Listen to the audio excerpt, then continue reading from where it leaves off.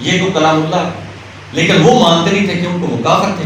جنہوں نے مانا وہ تو صدیق بن گئے، وہ تو عمر فاروق ہوئے، وہ تو عثمان غنی بن گئے، لیکن جو نہیں مانتے وہ ابو جہل رہے، وہ ابو لہب رہے۔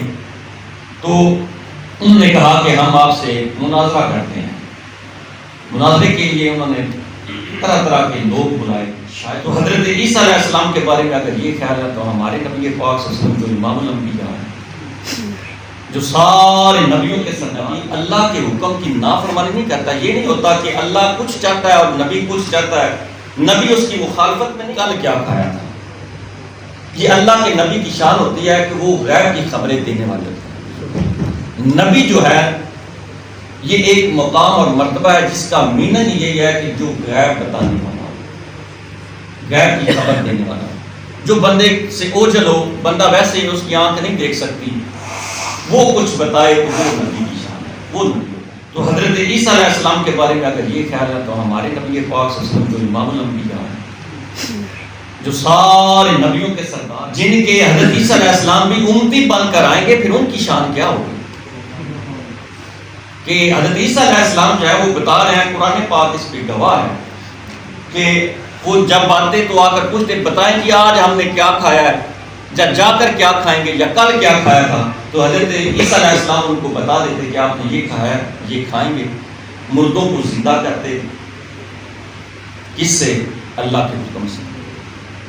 اور دوسری اللہ کے حکم کی نافرمانی نہیں کرتا۔ یہ نہیں ہوتا کہ اللہ کچھ چاہتا ہے اور نبی کچھ چاہتا ہے، نبی اس کی مخالفت، کہ نبی اللہ کا پیغام لے کر آتا ہے اور وہ صرف اور صرف وہی کلام فرماتا ہے جو اللہ کی طرف سے حکم ہوتا ہے، جو اللہ کی طرف سے وحی ہوتی ہے، حدیث نبوی ہوتی ہے۔ تو یہ کلام جب ہوا، حضرت عیسیٰ علیہ السلام کی یہ شان ہے، تو وہ لوگوں کو بتا رہے ہیں، مردوں کو زندہ کر رہے ہیں، پرندہ بنا کر اڑا رہے ہیں۔ تو یہ اللہ کے نبیوں کو اللہ تعالیٰ نے یہ شانیں عطا فرمائی، یہ معجزات عطا فرمائی۔ اور نبی پاک صلی اللہ علیہ وسلم کا آپ نے معجزہ، کئی سارے معجزات ہیں جن میں ایک سب سے بڑا معجزہ یہ قرآن پاک ہے۔ قرآن پاک جو ہے سب سے بڑا معجزہ ہے۔ نبی پاک صلی اللہ علیہ وسلم کی زندگی مبارک مکمل طور پہ معجزہ ہے۔ آپ نے وہ واقعہ سنا ہے کہ چاند جب 2 ٹکڑے ہوا تو اس وقت مکہ میں کفار نے آپس میں یہ ارادہ کیا، مشورہ کیا کہ ہماری باتوں سے، اس وقت کیونکہ شاعری عام تھی، وہ سمجھتے تھے کہ نبی پاک صلی اللہ علیہ وسلم معاذ اللہ استغفر اللہ شاعر ہے، اس لیے یہ قرآن پاک بنا رہے ہیں، معاذ اللہ استغفر اللہ، یہ تو کلام اللہ ہے۔ لیکن وہ مانتے نہیں تھے کہ ان کو وہ کافر تھے۔ جنہوں نے مانا وہ تو صدیق بن گئے، وہ تو عمر فاروق ہوئے، وہ تو عثمان غنی بن گئے، لیکن جو نہیں مانتے وہ ابو جہل رہے، وہ ابو لہب رہے۔ تو انہوں نے کہا کہ ہم آپ سے مناظرہ کرتے ہیں۔ مناظرے کے لیے انہوں نے طرح طرح کے لوگ بلائے، شاعر بلائے۔ ایک بندہ تھا حبیب یمنی، اس کو کہتے تھے حبیب یمنی۔ وہ بڑا سمجھدار، بڑا دانا، بہت شعور والا آدمی تھا کہ اس بندے کا چرچا بڑا ہے کہ جہاں پہ بھی جاتا ہے نا، یہ اس کے آگے کوئی بندہ کلام نہیں کر سکتا، دانا ایک بڑی کمال کی ہے۔ اس کو بھی بلایا مکہ مکرمہ میں۔ نبی پاک صلی اللہ علیہ وسلم جہاں پہ ٹائم رکھا تھا کہ اس جگہ پہ آئیں گے اور یہ بات ہوگی، ہماری مناظرہ ہوگا، وہاں پہ پہنچتے ہیں۔ سرکار دو عالم صلی اللہ علیہ وسلم کے ساتھ صحابہ کرام رضوان اللہ اجمعین ہیں، اور وہاں پہ مکے کے بڑے بڑے چودھری اور سردار ہیں، کفار ہیں صاحب۔ تو کہتے ہیں کہ یا رسول اللہ صلی اللہ علیہ وسلم، وہاں پہ تو بڑا مجمع ہے اور بڑے بڑے کفار ہیں، بڑے بڑے جس کو ہم دنا سمجھتے تھے وہ لوگ ہیں۔ تو نبی پاک صلی اللہ علیہ وسلم نے ارشاد فرمایا کہ آپ پریشان نہ ہو، ہم اکیلے نہیں، ہمارا رب بھی ہمارے ساتھ ہے۔ تو جب جاتے ہیں تو حبیب یمنی سے آپ کلام کرتے ہیں تو آپ ارشاد فرماتے ہیں بھئی بتاؤ، پہلے تم پوچھو، سوال کرو گے کہ میں پوچھوں؟ تو وہ کہتا ہے کہ پہلے میں سوال کروں۔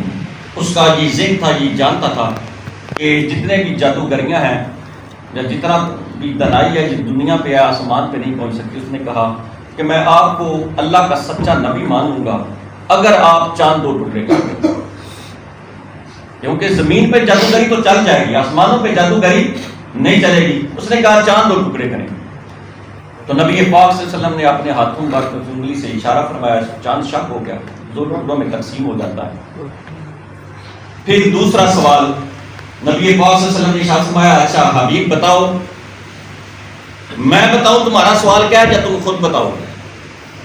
حالانکہ اس کے ذہن میں یہ سوال تھا، وہ سوال لے کر آیا تھا، تو نبی پاک صلی اللہ علیہ وسلم نے ارشاد فرمایا بتاؤ میں تمہیں بتاؤں یہ تمہارا سوال کیا ہے یا تم خود بتاؤ گے؟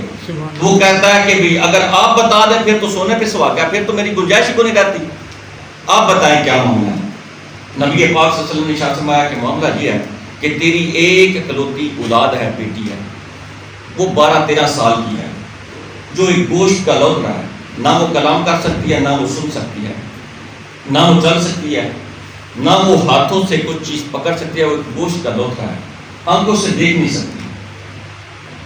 تیرا ارادہ یہ ہے کہ اگر وہ ٹھیک ہو جائے تو مجھے اللہ کا سچا نبی مانے گا؟ کہتا ہے بالکل یہی ہے۔ تو آپ نے ارشاد میں اچھا ابھی ویسے کر، اپنے گھوڑے پہ بیٹھ اور اپنی جتنی رفتار سے تو دوڑا سکتا ہے اس کو دوڑا کر لے کر جا، گھر جا کر دے۔ اس نے دوڑ لگائی، اسی وقت وہ گھوڑے پہ سوار ہوا، دوڑتا ہوا جب وہاں پہ پہنچا، گھر آتا ہے، اس کا بہت بڑا دربار تھا اور کبھی بھی اس کا دروازہ بند نہیں ہوتا تھا، ہمیشہ وہ اس کا دروازہ کھلا رہتا کیونکہ بہت بڑا تاجر تھا، ہمیشہ دن رات اس کا دروازہ کھلا رہتا۔ کوئی